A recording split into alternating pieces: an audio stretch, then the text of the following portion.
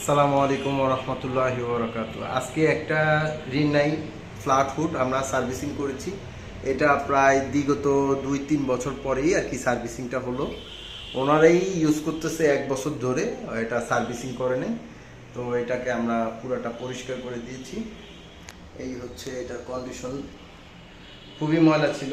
আর এটার এই মাথায় যে পাইপটার বাতাসটা, এখান থেকে প্রচুর বাতাস আসে।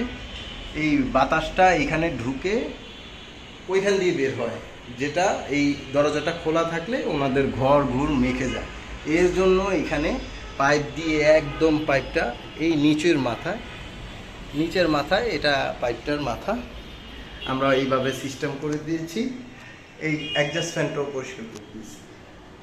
অ্যাডজাস্ট ফ্যানটা প্রচুর ময়লা ছিল, দোনো পাশ থেকে আমরা এটা পরিষ্কার করে দিয়েছি। আসলে এটার জন্য আলাদা বিল নেওয়া হয়েছে। আমরা অ্যাডজাস্ট ফ্যানগুলো আলাদা একটু বিল লাগে, তার জন্য আমরা এইভাবে কাজগুলো করে দিয়েছি। এই যে মই দিয়ে এই যে কেমিক্যালের পানি, এটার ভিতরে সব তেলগুলো, আরও কিছু আছে, এইগুলো ময়লা। ঠিক আছে, আমাদের কাজটা শেষ। আসলে এটার প্রবলেমটাই মেন ছিল, সোজা বাতাসটা পাকঘরে চলে এসে রুম, ডাইনিং রুম, বেডরুম এইগুলোর ভিতরে সব ময়লাগুলো চলে যেত। তার জন্য আমরা এটা ওকে করে দিছি। আর এইটা হলো এই যে নর্মাল মুড আছে, বাতি এখন নর্মাল মুডে আছে। এটা হচ্ছে মিডিয়াম,